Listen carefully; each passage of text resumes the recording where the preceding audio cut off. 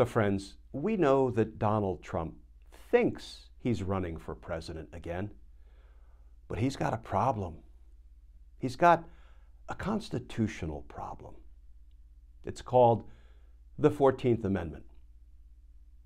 Let's talk about that, because justice matters.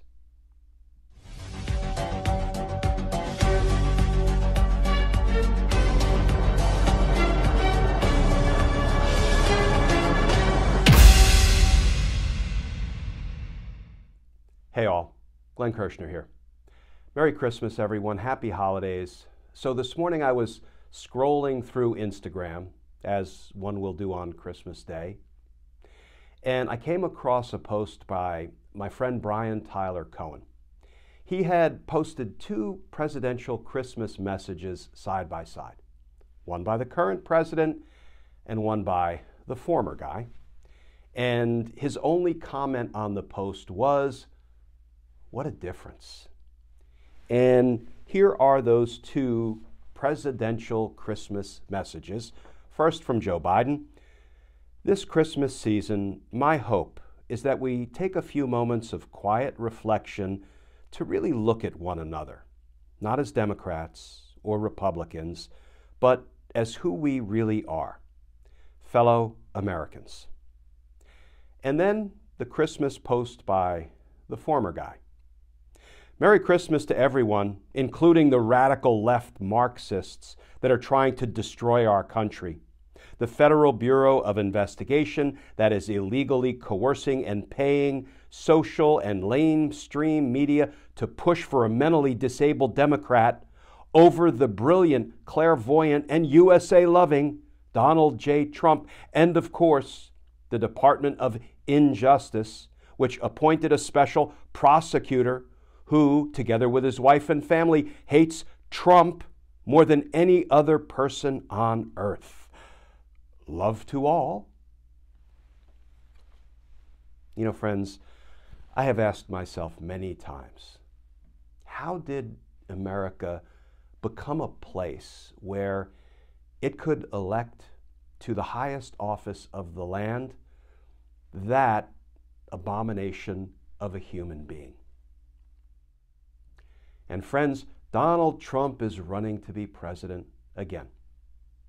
But this time he has another problem, and it's a constitutional problem. Here is the new reporting from CNN. Headline, January 6 committee releases final report, says Trump should be barred from office. And that article begins, the House Select Committee investigating the January 6, 2021 insurrection recommends barring former President Donald Trump from holding office again.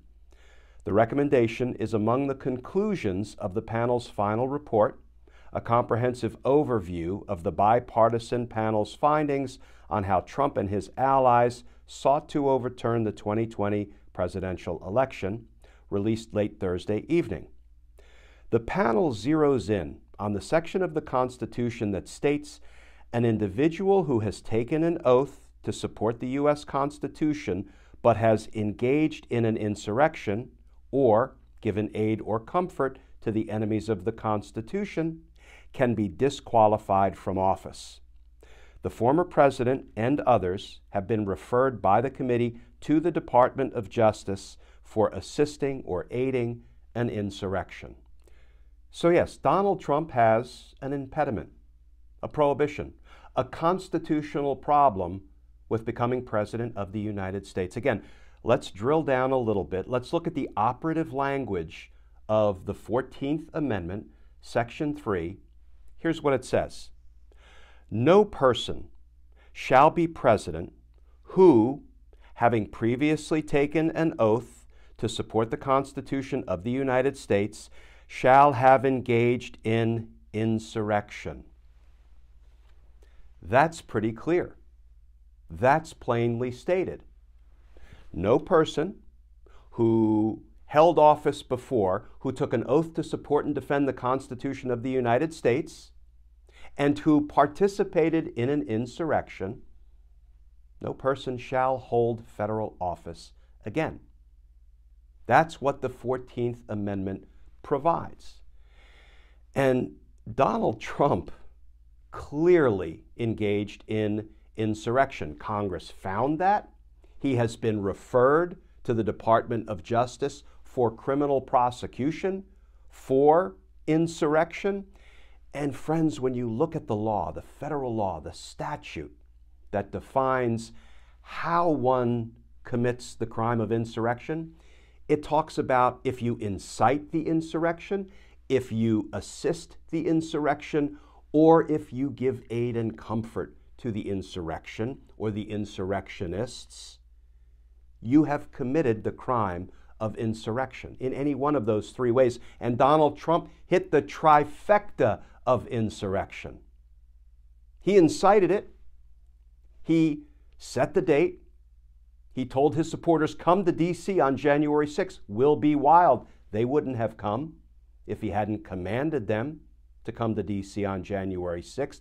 He whipped them up into a frenzy. Your vote has been stolen. The election was rigged. Your president has been unlawfully taken from you. You have to fight like hell or you won't have a country anymore. Now go to the Capitol and stop the certification. Stop the steal. So you bet he incited the insurrection.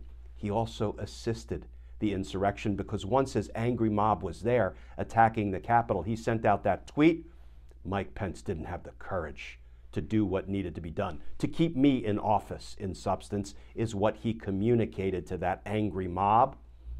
He thereby assisted the insurrection while it was in progress, and then he gave aid and comfort to the insurrection later in the day by saying, this is what happens when an election is stolen. We love you. Always remember this day. How's that for giving aid and comforting the people who just attacked the Capitol? So yes, Donald Trump hit the trifecta of insurrection. Therefore, the 14th Amendment to the Constitution says he is disqualified from being president again. Here is one of the challenges, and please forgive the very loud hum in the back of this video. It's very cold here in Northern Virginia, and we're having problems with the heating system, so I'll try to talk a little bit louder. So here's the challenge. The 14th Amendment, strictly construed, put a pin in that, friends, says that Donald Trump is disqualified. But there is no way to implement it. There is no mechanism that says, and here are the steps you take to disqualify him. It just says he is disqualified.